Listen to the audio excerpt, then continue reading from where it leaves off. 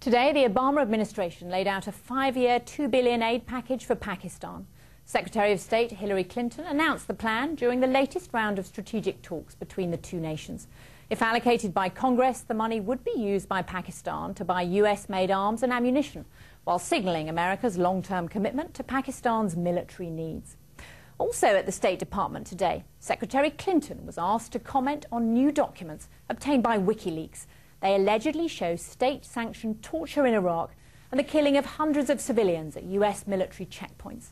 While declining to address the specifics of the disclosures, she did offer this opinion on the practice of these leaks. We should condemn in the most clear terms the disclosure of any classified information by individuals and organizations which puts the lives of United States and partner service members and civilians at risk, threatening our national security and the national security of those with whom we are working. Well, for more on what was actually in the 400,000 documents which came out tonight, we were joined a short while ago by the BBC's Adam Brooks, who told me what was in them. Adam, you've been closeted away with these documents. What did you find most striking about them? Well, the thing that's attracting a lot of attention here tonight is what the documents reveal about the plight of detainees who are being held by Iraqi security forces. There are many, many documents in this trove of documents that tell us of very serious abuse being carried out by Iraqi army and Iraqi police units against detainees. Even with a fairly cursory trawl through, we found at least 1,000 documents associated with abuses carried out on detainees by Iraqi security forces. Some examples. February 2009, we read of a man detained by US forces, told by US forces if he didn't give answers under interrogation, he'd be turned over to Iraqi security forces. He was then blindfolded, beaten, put in stress positions and electrocuted and hung from the ceiling by his arms. The Americans realized all this when he ended up back at American medical facilities with all the signs of this kind of torture on him. There are many accounts like that. The reports are quite unflinching in the way they describe this Iraqi security forces abuse. Intriguingly, in some of these American reports, not all of them, but in some of them, there are the words, "no further investigation," suggesting to us, and it is only a suggestion, but suggesting to us that the Americans knew or became aware that this abuse was going on, and in some cases chose not to act on it. And Adam, with your long experience of covering Washington, what impact do you think these revelations are going to have here politically? It's very hard to know just how much of an impact this will have. I think there's one thing we should bear in mind, though. President Obama, as he heads into these midterm elections, is facing a real crisis of confidence in some parts of his own electoral base.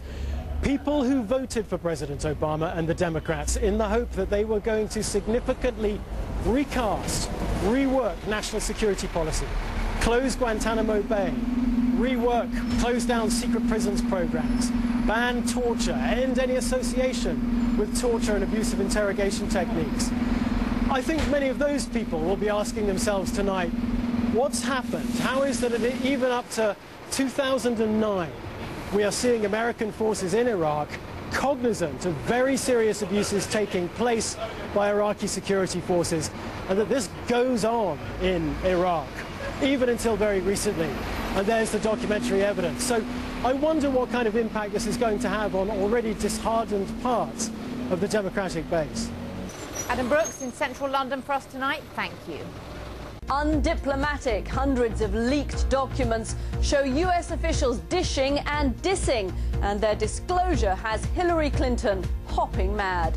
It puts people's lives in danger, threatens our national security, and undermines our efforts to work with other countries to solve shared problems. They were meant to be confidential cables from American diplomats all over the world. Unvarnished opinions of nations and leaders sent back to Washington in secrecy. But in a disclosure orchestrated by the WikiLeaks website, thousands of documents are now being made public. US Secretary of State Hillary Clinton today denounced the release as an attack on the international community. And the US government will now review how it handles sensitive information. Our coverage begins with the BBC's diplomatic correspondent, Bridget Kendall. Among the latest WikiLeaks revelations tonight, a caustic American view of a British royal abroad, Prince Andrew on a trade mission 2 years ago. At a business lunch in Kyrgyzstan, he spoke cockily and, according to the local US ambassador, verged on the rude. Also newly released this evening, cables about North Korea's aggressive behaviour, seen most recently last week. Senior Chinese officials apparently told the US North Korea was behaving like a spoilt child when launching attacks to get attention. A classified report from the US Embassy in Seoul also speculated what might happen if Kim Jong-il died and North Korea collapsed. According to one senior South Korean official, China had limited influence and could be persuaded to accept South Korea taking over.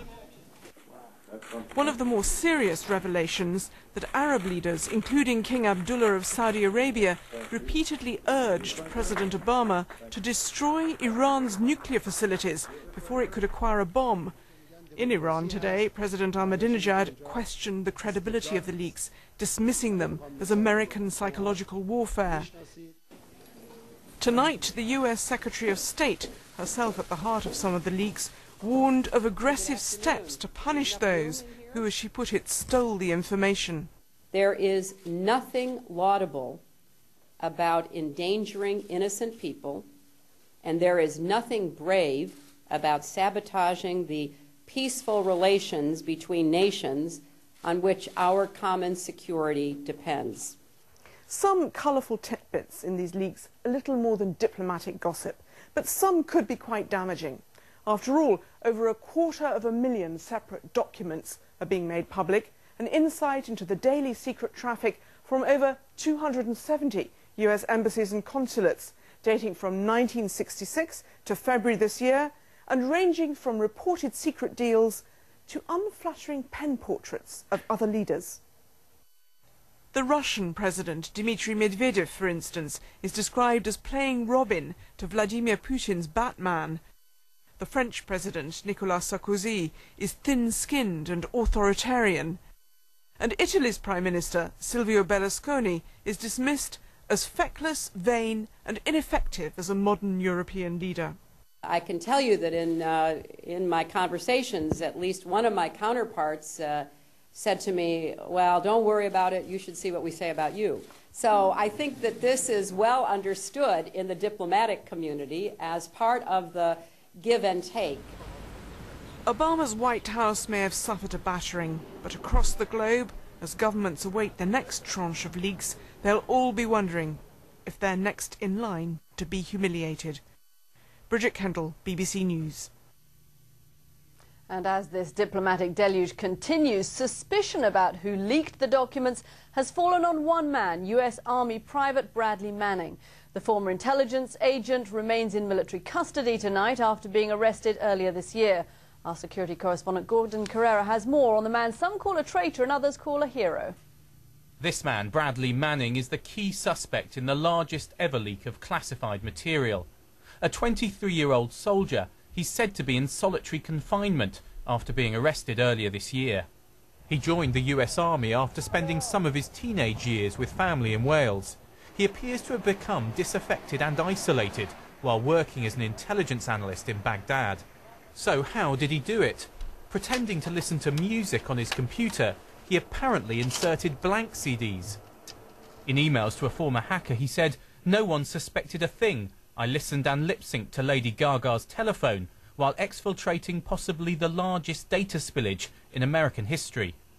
Manning is suspected to have downloaded documents on Iraq and Afghanistan, as well as the diplomatic messages. Hillary Clinton and several thousand diplomats are going to have a heart attack when they wake up one morning and find an entire repository of classified foreign policy is available to the public, he wrote. After uploading the files to WikiLeaks, they passed them on to select newspapers. One editor today defended his paper's role. I perfectly understand the embarrassment to some diplomats and to some governments, but I think media organisations have a different role. It's not our job to prevent the embarrassment of governments. and it's not our job to keep things secret. That's the job of governments. In the past, removing so many classified documents would have been nearly impossible because of the volume of paper. But now you can put all the files onto a CD or a memory stick like this. And what's made the problem worse is the number of people who have access to secrets. After the September the 11th attacks, American intelligence agencies were criticised for not sharing information. So they began to create ever larger databases. Up to 3 million people are believed to have access to the kind of secret information revealed today. There is a hard core of material there that deserves to be kept confidential and classified, and I think it has been damaging that this has been released. For all governments, and not just America, this leak may be a warning that in the computer age, it's not as easy to keep secrets as it used to be. Gordon Carrera, BBC News. Well, for more on the content of these cables and just how damaging they might actually be, I spoke with the former Director of National Intelligence, John Negroponte. He served as US Ambassador to lots of countries, as well as the UN. Ambassador Negroponte, during your career, you must have sent hundreds of these type of diplomatic cables back to Washington. What exactly is the point of them? How valuable are these cables to a diplomat's job? Well, I mean, diplomatic reporting is essential to the conduct of diplomacy in the first place. It's also the first source of information for a lot of the analysis that the intelligence community does of international developments. So just for those two reasons alone, I would say it plays a crucial role in the conduct of both our diplomacy and our national security. This is obviously causing a lot of embarrassment to the US government. Does it also cause, though, a lot of damage? I mean, how central is this exposure to America's ability to conduct its foreign policy? What kind of damage will it do? Well, it's certainly an embarrassment. And at the very least, I think it's going to cause, or is likely to cause, some short-term damage to relationships with certain countries. For example, some of the Arab Gulf states, where there are quite a few revelations, it would appear. But as far as the long-term damage is concerned, I think one will have to study these documents a bit more to make a thorough and careful damage assessment. So you think surely that's going to be done. It's not just a question of calling up King Abdullah and apologizing, as Hillary Clinton did today, effectively saying that she regretted this disclosure. That's not going to just get over this problem. You think there will actually be a real impact on America's national security?